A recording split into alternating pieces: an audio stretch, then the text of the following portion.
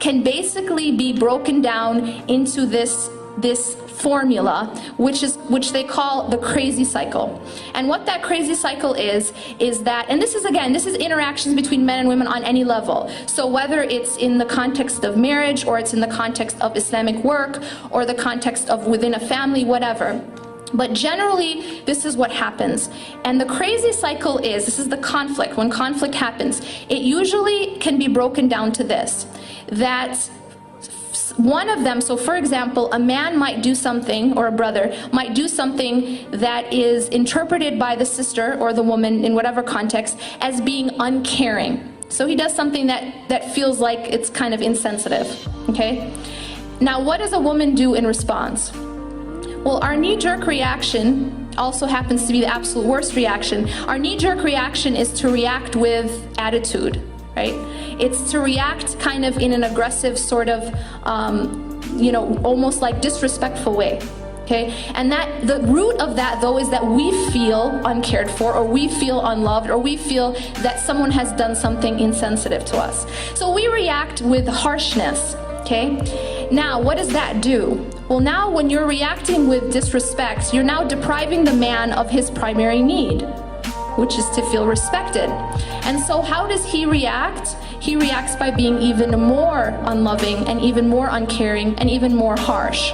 And so now you are in this crazy cycle, because when a woman feels that, she reacts with even more disrespect. So the question is, how do we break this cycle? And what they say is that there's something called unconditional respect and unconditional love, or care, or consideration, depending on the context, of course. So what does that mean in terms of Islamic work? What does that mean in terms of a marriage or a relationship? Well, what it means is that regardless of whether or not we feel that someone is being insensitive, if we respond, especially when dealing with a man, if a woman responds with unconditional respect, meaning that she remains respectful, that will actually trigger a man to be more caring and more loving.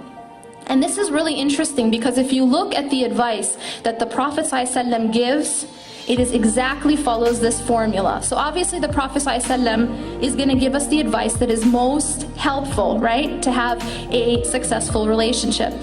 So when the Prophet, Allah and His Prophet, command the women or advise the women, most of the advice that's given to women is not to love men, is not to love their husbands.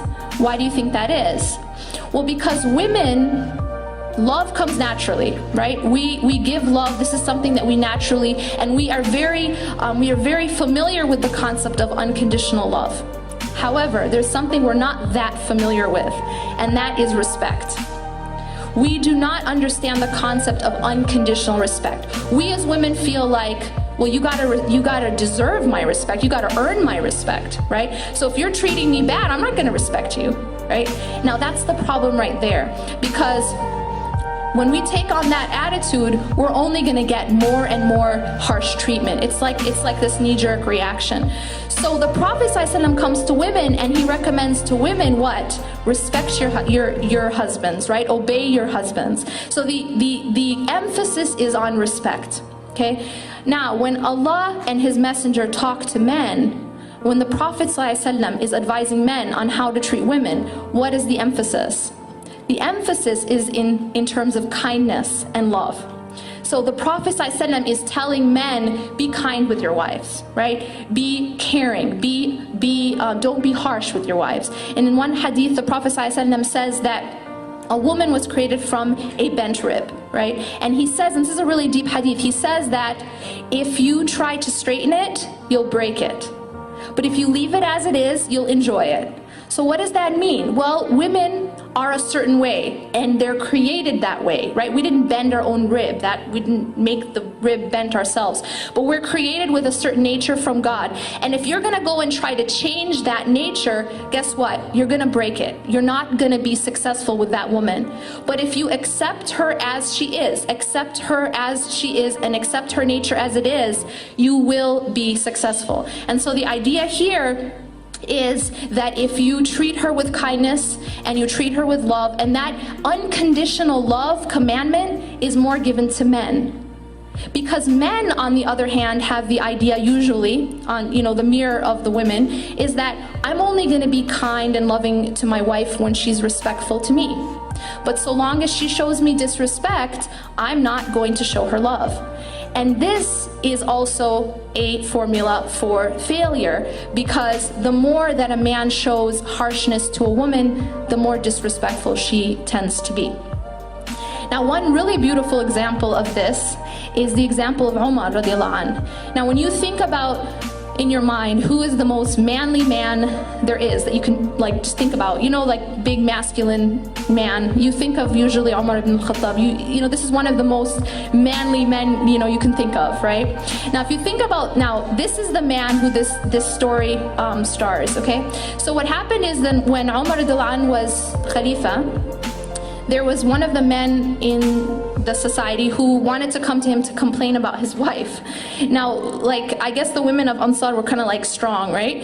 So he was gonna go complain about his wife, and then when he got close to Umar radiallahu anhu's house, he heard Umar's wife raising her voice to him, and he kind of turned around to go back. And Umar radiallahu anh came out and said, asked him why he came, and he said, well, actually I was coming to complain about the same problem that you have. So Umar radiallahu anh at that time told him something very wise, and he said that my wife, she cooks for me, she cleans for me, she takes care of me, and she takes care of, my home, right?